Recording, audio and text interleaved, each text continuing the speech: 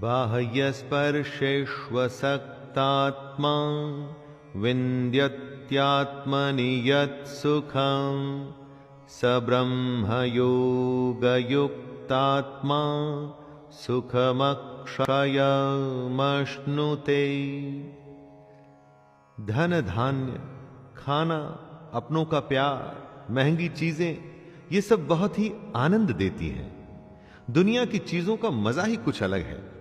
इसीलिए तो हम हमेशा इन्हीं बाहरी चीजों को हासिल करने में लगे रहते हैं। अब अगर आपको यह बताया जाए कि कुछ ऐसा भी है जो इन सबसे सैकड़ों हजारों गुना ज्यादा आनंददायक है, तो दोस्तों क्या आप उसे हासिल करने की कोशिश करेंगे? जी हां, भगवान कृष्ण की भगवत गीता वही बता रही है। बाहर की चीजों से ज्यादा जिसे अपने अंदर की बातों से ज्यादा आनंद आता है, सच्चा ज्ञानी वो ही है। उसी ज्ञानी को ऐसे आनंद का अनुभव हो सकता है जिसके बारे में हम और आप सोच भी नहीं सकते। ये ही संस्पर्शजा भोगा दुःखयोनय एव ते आद्यन्तवन्तः कौन्तेय न तेषु रमते बुधः। आंखें देखती हैं, कान सुनते हैं, जीभ स्वाद बताती है, त्वचा स्पर्श करती है। इन्हीं इंद्रियों और उनके विषयों के भोग से हमें आनंद की प्राप्ति होती है। इन्हीं सब से हमें सुख मिलता है। एकदम गलत, जी हां, एकदम गलत। हम ऐसा समझते हैं कि इन सब इंद्रियों के भोग से हमें सुख मिल रहा है ना। कृष्ण बता रहे हैं कि असल में ये सब इंद्रियों का भोग ही हमारे सारे दुखों का कारण है। इसको टेस्ट करने का भी एक सिंपल टेस्ट कृष्ण बताते हैं। कुछ अच्छा खाने का स्वाद तभी तक है जब तक आप खा रहे हैं।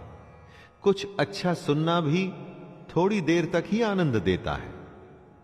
इसलिए दोस्तों, इंद्रियों के सारे आनंद नाशवान हैं, यानी कि खत्म हो जाते हैं। इसलिए ज्ञानी पुरुष इन इंद्रियों के सुखों में नहीं फंसते।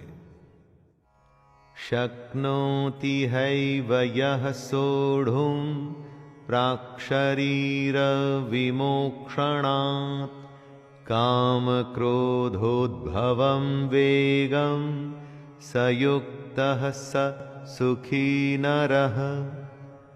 हम में से जो भी मरने से पहले, इस शरीर के नाश होने से पहले ही अपने काम क्रोध को नियंत्रण में रखने में समर्थ हो जाता है, वही पुरुष योगी है और वही सुखी भी है। कृष्ण कहना चाहते हैं कि समय थोड़ा सा है। समय पूरा होने के बाद तो मर ही जाना है। उसके बाद फिर कोई दूसरी योनि मिलेगी, शायद कुत्ते की, पक्षी की, गधे की, घोड़े की, किसको पता। तो मरने से पहले ही अगर अपने मन पर विजय पा लोगे, अपने काम क्रोध से पैदा होने वाले भावों को संभाल लोगे, तो तुम्हारा भला हो जाएगा। वरना जन्म और मृत्यु का चक्कर लगा ही रहेगा, लगा ही रहेगा।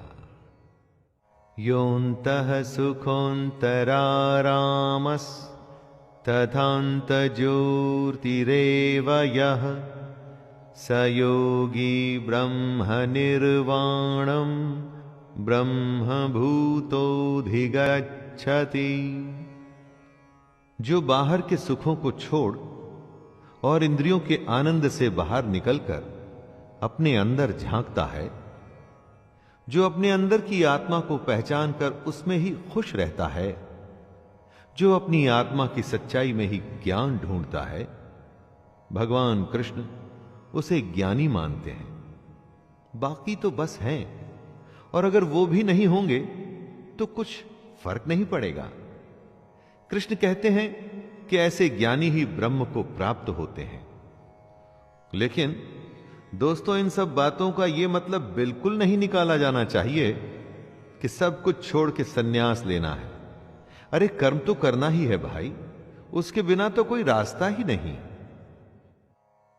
लभन्ते ब्रह्म निर्वाण मृषयः क्षीणकल्मषः छिन्नद्वैधायतात्मानः सर्वभूतहिते रताः। जिनके सारे पाप खत्म हो चुके हैं, जिनके सब शक ज्ञान द्वारा मिट चुके हैं, जो संपूर्ण प्राणियों के हित में लगे रहते हैं और जिनका जीता हुआ मन अपना काम करते हुए भी परमात्मा में स्थित होता है, वे पुरुष ही शांत ब्रह्म को प्राप्त होते हैं। जैसे लालच में कभी शांति नहीं मिलती, शांति मिलती है संतोष में, उसी तरह से बाहर की चीजों में जो आनंद है वो झूठा है। असली आनंद आपके अंदर है, अपने अंदर, मन में, दूसरों की भलाई में। जो इस तरह से अपने आप पर विजय पा लेता है और इन बातों के कहे अनुसार चलता है, उसी को अंत में ब्रह्म की प्राप्ति होती है।